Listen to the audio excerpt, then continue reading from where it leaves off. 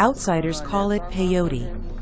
The Huichol, an indigenous tribe in western Mexico, call it hickory, and they teach their children to use it.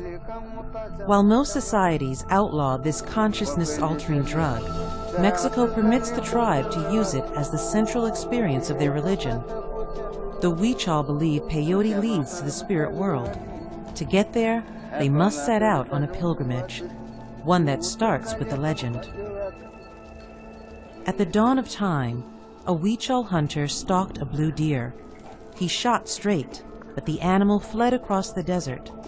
In its tracks, cactus plants budded. Ever since, the Huichol have visited this sacred desert, collecting peyote from the cactus. It is harvest season. Tomorrow, the tribe will travel to the distant desert. Parents will explain the journey to children, who will taste the holy cactus for the first time. First, they must fast. And tonight, as with every night on the road, they will go without sleep.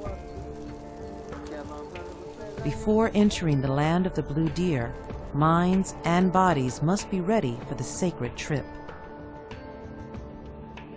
Their quest takes the Huichol far from their homes in the remote Sierra Madres, to the Chihuahua Desert in western Mexico. The tribe's shaman, Don Jesus, hopes to pass on this tradition and all its rituals to his children, 7-year-old Francisco and baby Jesucita. The Huichol once made the journey on foot, a trip that took 45 days. Now they live in a world of property lines and must travel by highway, many leaving their village for the first time. 3 days into the journey, they reach their destination. Pure in mind, chastened in body, the pilgrims prepare to taste the food that summons the gods. With symbolic arrows, the Huichol reenact their creation story. In this ritual, the cactus achieves godhood, the incarnation of the mystical blue deer. The Huichol hunt as if for a wild animal. They believe only the pure of mind can see the deer's new form. The pilgrims easily find the first peyote buttons, perhaps heralding a good crop. Though they gather a year's worth of peyote, the Huichol treat the land with care. They know it takes these slow-growing succulents 4 years to get as big as a dime. In his father's footsteps, Jose Luis quickly learns the art of gathering buttons, along with the art of being Huichol. My son is learning the songs and legends of our people. We are not going to live forever. As soon as one grows older, one dies. But your path continues through your children. That is how we live on. And that is why I bring him as a child, to learn from the land.